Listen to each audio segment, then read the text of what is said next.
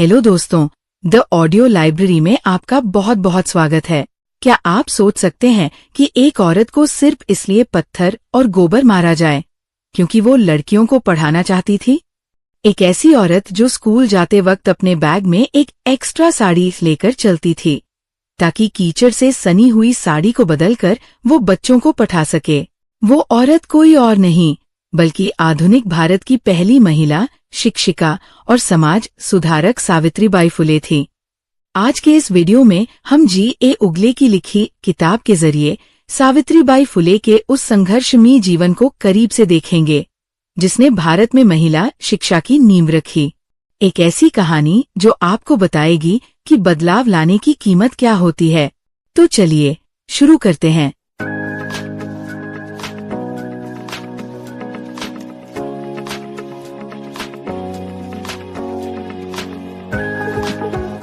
बचपन और 9 साल की उम्र में शादी। सावित्रीबाई फुले का जन्म 3 जनवरी 1831 को महाराष्ट्र के सातारा जिले के नायगाम में हुआ था। उस दौर में समाज की बेड़ियां बहुत सख्त थीं। लड़कियों का काम सिर्फ चूल्हा चौका संभालना माना जाता था। यही वजह थी कि महज 9 साल की उम्र में सावित्रीबाई का विवाह 13 साल के ज्योतिराव फुले से कर दिया गया। सावित्रीबाई अनपढ़ थीं, लेकिन उनके भीतर कुछ नया सीखने की एक अजीब सी तड़प थी। कहते हैं कि शादी के समय वे अपने साथ एक किताब लेकर आई थी जो उन्हें किसी ईसाई मिशनरी ने दी थी। हालांकि वे उसे पढ़ नहीं सकती थी, लेकिन उस किताब को सहेज कर रखना ही उनके ज्ञान के प्रति प्रेम को दर्शाता था। ज्योतिबा फुले खुद एक क्रांतिकारी सोच के इंसान थे। उन्होंने देखा कि उनकी पत्नी में सीखने की जबरदस्त काबिलियत है। उस जमाने में जब औरतों को घर की दहलीज पार करने की इजाजत नहीं थी, ज्योतिबा ने एक बहुत बड़ा फैसला लिया, अपनी पत्नी को खुद पढ़ाने का। उन्होंने सावित्रीबाई को मराठी और अंग्रेजी अक्षर सिखाना शुरू किया। ये सिर्फ एक पति द्वारा पत्नी को पढ़ाना नहीं था, बल्कि एक ऐसी क्रांति की शुरुआत थी जो आगे चलकर पूरे भारत की तकदीर बदलने वाली थी। संघर्ष की अग्निपरीक्षा और भिड़ेवाड़ा स्कूल। पढ़ना लिखना सीखने के बाद सावित्रीबाई के सामने असली चुनौती थी, समाज की उस दीवार को तोड़ना जो महिलाओं को गुलाम बनाए रखना चाहती थी। 1 जनवरी 1848 को ज्योतिबा और सावित्रीबाई ने पुणे के भिड़ेवाड़ा में लड़कियों के लिए भारत का पहला स्कूल खोला। इस स्कूल का नाम भिड़े स्कूल रखा गया क्योंकि ये जगह तात्या साहेब भिड़े ने इस नेक काम के लिए दी थी। लेकिन ये सफर इतना आसान नहीं था।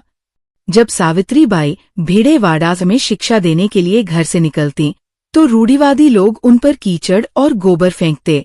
वे अपने साथ झोले में एक अतिरिक्त साड़ी लेकर चलती थी और स्कूल पहुंचकर गंदी साड़ी बदलकर बच्चियों को पढ़ाना शुरू करती। आज अगर आप पुणे के बुधवारपेट इलाके में जाएंगे तो वहां आपको ये ऐतिहासिक भिड़ेवाड़ा दिखाई देगा। हालांकि आज इसकी हालत काफी जर्जर है, लेकिन सरकार इसे एक नेशनल मेमोरियल के रूप में विकसित कर रही है ताकि आने वाली वंशज उस जगह को देख सके जहां से भारत में महिला शिक्षा की पहली चिंगारी उठी थी। सावित्रीबाई ने उस समय पत्थर मारने वालों को जो जवाब दिया वो आज भी हमें प्रेरणा देता है। उन्होंने कहा था, तुम्हारे ये पत्थर मेरे लिए फूलों की तरह हैं क्योंकि ये मुझे मेरे लक्ष्य की याद दिलाते हैं। दोस्तों, सावित्रीबाई फुले की यह कहानी हमें सिखाती है कि अकेले चलकर भी समाज को बदला जा सकता है। अगर आपको द ऑडियो लाइब्रेरी की ये रिसर्च और महान हस्तियों की कहानियां पसंद आ रही हैं, तो अभी इस चैनल को सब्सक्राइब करें और बेल आइकन दबाएं। आपका एक लाइक हमें ऐसी और भी प्रेरणादायक बायोग्राफी लाने का हौसला देता है। चलिए अब बढ़ते हैं सावित्रीबाई के जीवन के उस हिस्से की तरफ जिसने कट्टरपंथी समाज की जड़ें हिला दी। सामाजिक क्रांति। जब घर का दरवाजा समाज के लिए खुला, सावित्रीबाई फुले का संघर्ष सिर्फ स्कूल की 4 दीवारी तक सीमित नहीं था। उन्होंने समाज की उन कुरीतियों पर सीधा प्रहार किया जिनके बारे में बात करना भी उस समय पाप समझा जाता था।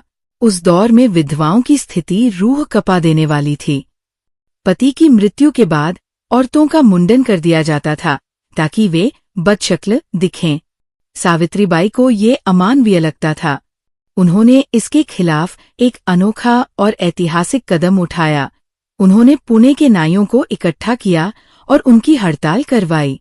उन्होंने नाइयों को समझाया कि अपनी ही बहनों के सिर मुंडना पाप है। नतीजा ये हुआ कि नाइयों ने विधवाओं का मुंडन करने से साफ मना कर दिया। भारत के इतिहास में ये अपनी तरह का पहला संगठित विरोध था। इसके बाद उन्होंने समाज की सबसे बड़ी बुराई छुआछूत पर हमला किया। उस समय दलितों और पिछड़ों को सार्वजनिक कुओं से पानी पीने की मनाही थी।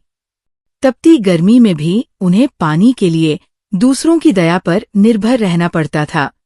जब सावित्रीबाई से ये दर्द नहीं देखा गया तो उन्होंने और ज्योतिबा ने किसी आंदोलन का इंतजार नहीं किया, बल्कि अपने खुद के घर का पानी का टैंक समाज के हर वर्ग के लिए खोल दिया। ये उस समय का सबसे बड़ा क्रांतिकारी कदम था, क्योंकि इसके लिए उन्हें अपने ही रिश्तेदारों और समाज के गुस्से का सामना करना पड़ा। इतना ही नहीं, सावित्रीबाई ने समाज के उस काले सच का सामना किया जिससे हर कोई डरता था। उस समय कई विधवाएं ऊंची जाति के पुरुषों के शोषण का शिकार होती थी। जब वे गर्भवती हो जाती तो लोकलाज और समाज के डर से या तो वे खुदकुशी कर लेती थी या अपने पैदा हुए बच्चे को मार देती थी। सावित्रीबाई का दिल ये सुनकर दहल जाता था। उन्होंने ऐसी महिलाओं के लिए अपने घर के दरवाजे खोल दिए और बाल हत्या प्रतिबंधक गृह की स्थापना की। उन्होंने जगह जगह पोस्टर लगवाए जिन पर लिखा था, माताओं, अपने बच्चों की हत्या मत करो, उन्हें हमारे पास छोड़ जाओ, हम उनका ख्याल रखेंगे। इसी केंद्र में एक ब्राह्मण विधवा ने एक बच्चे को जन्म दिया जिसका नाम था यशवंत। सावित्रीबाई और ज्योतिबा ने न केवल उस बच्चे को गोद लिया, बल्कि उसे अपना वारिस मानकर पालपोस कर एक डॉक्टर बनाया। जिस समाज ने यशवंत को अवैध कहकर ठुकरा दिया था, सावित्रीबाई ने उसे समाज का रक्षक बना दिया। उन्होंने दुनिया को ये सिखाया कि माँ सिर्फ जन्म देने वाली नहीं होती, बल्कि माँ वो होती है जो अंधेरे में डूबे जीवन को रोशनी से भर दे। सावित्रीबाई ने सत्यशोधक समाज के जरिए अंधविश्वास पर भी कड़ा प्रहार किया। उन्होंने बिना किसी पंडित और बिना किसी भारी खर्च के शादियां करानी शुरू की। इन शादियों में न मंत्र होते थे, न फेरे, बस एक शपथ होती थी जिसमें पति पत्नी एक दूसरे को बराबरी का सम्मान देने का वादा करते थे, जिसे आज हम सत्यशोधक विवाह के रूप में जानते हैं। प्लेग की महामारी और अंतिम बलिदान। साल 1897 का वो दौर पुणे के इतिहास का सबसे काला अध्याय था। शहर में बुबोनिक प्लेग नाम की महामारी ने दस्तक दी थी। यह बीमारी आज के कोरोना से भी कई गुना ज्यादा खौफनाक थी। लोग एक दूसरे को छूने से डरते थे, सड़कों पर लाशें बिछी थीं और सगे संबंधी भी अपने बीमार रिश्तेदारों को मरने के लिए अकेला छोड़कर भाग रहे थे। 66 साल की उम्र, ये वो उम्र होती है जब इंसान को आराम की जरूरत होती है। लेकिन सावित्रीबाई फुले के भीतर की माँ चैन से कैसे बैठ सकती थी? उन्होंने अपने गोद लिए बेटे डॉक्टर यशवंत को साथ लिया और पुणे के बाहरी इलाके हड़पसर में एक अस्पताल खोल दिया। वे खुद गलियों में निकलती, लोगों के घरों के दरवाजे खटखटाती और पूछती, क्या कोई बीमार है? क्या किसी को मदद चाहिए? तभी उन्हें खबर मिली कि मुंदवा की एक बस्ती में पांडुरंग बाबाजी गायकवाड़ का छोटा बेटा प्लेग की चपेट में आ गया है। लोग डर के मारे उस बस्ती की तरफ देख भी नहीं रहे थे। सावित्रीबाई वहां पहुंची। उन्होंने देखा कि वो मासूम बच्चा दर्द से कराह रहा है और उठ भी नहीं पा रहा है। उस वक्त सावित्रीबाई ने अपनी जान की जरा भी परवाह नहीं की। उन्होंने उस बीमार बच्चे को बड़े प्यार से उठाया और अपनी पीठ पर लाद लिया। आप कल्पना कीजिए, एक 66 साल की बुजुर्ग महिला पीठ पर एक प्लेग से संक्रमित बच्चे को उठाकर मीलों पैदल दौड़ती हुई अस्पताल पहुंची ताकि उस बच्चे की जान बचाई जा सके। बच्चा तो बच गया, लेकिन उस मासूम को अपनी पीठ पर ढोते वक्त प्लेग के कीटाणु सावित्रीबाई के शरीर में भी प्रवेश कर गए। कुछ ही दिनों में वे खुद तेज बुखार और प्लेग की चपेट में आ गई। 10 मार्च 1897 की रात भारत की इस पहली महिला शिक्षिका ने दुनिया से विदा ले ली। उन्होंने मरते मरते भी दुनिया को ये सिखा दिया कि किताबों से मिली शिक्षा तभी सार्थक है जब वो किसी के आंसू पोंछने के काम आए। हम सब उनकी विरासत हैं। आज सावित्रीबाई फुले हमारे बीच नहीं हैं, लेकिन उनकी जलाई हुई ज्योति आज भारत की हर उस बेटी के हाथ में है जो स्कूल का बस्ता टांग कर घर से बाहर निकलती है। अक्सर हम इतिहास के बड़े बड़े युद्धों की बात करते हैं, लेकिन सावित्रीबाई ने जो युद्ध लड़ा वो किसी तलवार से नहीं बल्कि कलम और सादगी से लड़ा गया था। आज अगर भारत में कोई महिला डॉक्टर है, इंजीनियर है, पायलट है या देश की राष्ट्रपति है, तो उस सफलता की नींव के नीचे सावित्रीबाई फुले के वो संघर्ष दबे हुए हैं। उन्होंने सिर्फ अक्षर नहीं सिखाए, उन्होंने महिलाओं को आत्मसम्मान से जीना सिखाया। वे कहती थीं, जाओ, शिक्षा प्राप्त करो और खुद को आत्मनिर्भर बनाओ। आज जब भी आप किसी बच्ची को स्कूल जाते देखें, तो याद रखिएगा कि उस रास्ते को बनाने के लिए किसी ने अपने शरीर पर पत्थर और गोबर झेला था। सावित्रीबाई फुले सिर्फ एक नाम नहीं, बल्कि उस हिम्मत का नाम है जो हर मुश्किल को फूल बना देती है। उम्मीद है G.A. उगले की किताब पर आधारित यह कहानी आपको पसंद आई होगी।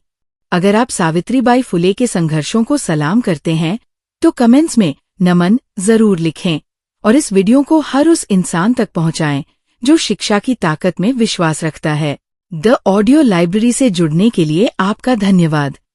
मिलते हैं अगली प्रेरणादायक कहानी के साथ।